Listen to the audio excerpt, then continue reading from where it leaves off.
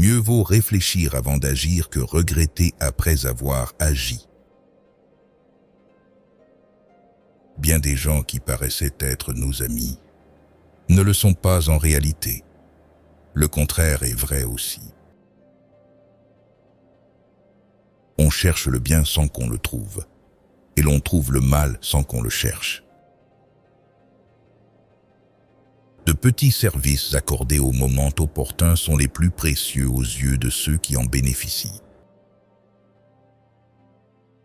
Pour l'homme, la tranquillité de l'âme provient de la modération dans le plaisir et de la mesure dans le genre de vie.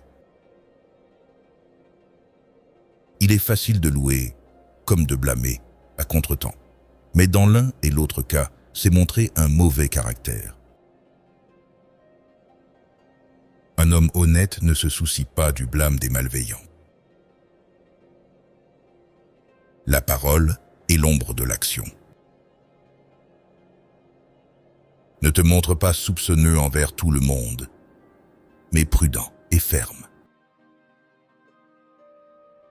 Tu supportes des injustices. Console-toi, le vrai malheur est d'enfer. Même dans la solitude, ne dis, ni ne fais rien de blâmable. Apprends à te respecter beaucoup plus devant ta propre conscience que devant autrui.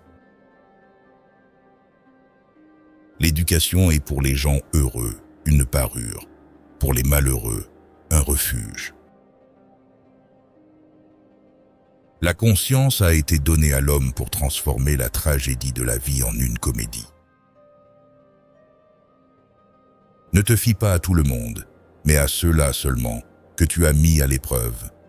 Dans le premier cas, c'est pure simplicité. Dans le second, sagesse.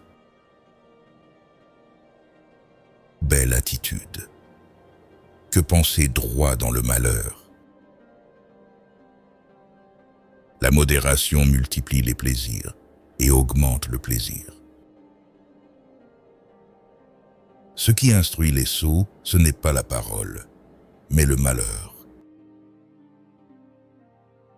Plein d'agréments est le vieillard qui sait à la fois plaisanter et parler sérieusement. Le caractère d'un homme fait son destin. L'homme courageux est celui qui surmonte non seulement ses ennemis, mais aussi ses plaisirs. C'est une sorte d'avidité que de parler de tout sans vouloir rien écouter. Tout ce qui existe dans l'univers est le fruit du hasard et de la nécessité. La grandeur est plus souvent le résultat de l'effort et de la pratique que d'un don naturel. C'est une honte que de se donner beaucoup de mal pour les affaires d'autrui et de négliger les siennes.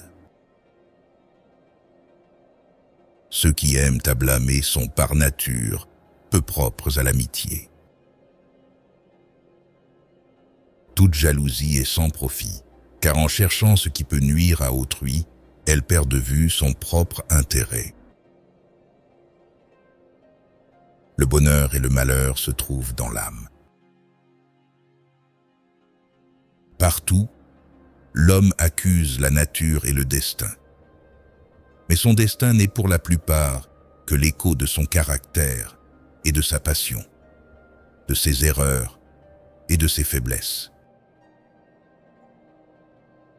Être bon, ce n'est pas seulement ne pas faire le mal, mais plutôt ne pas désirer faire le mal.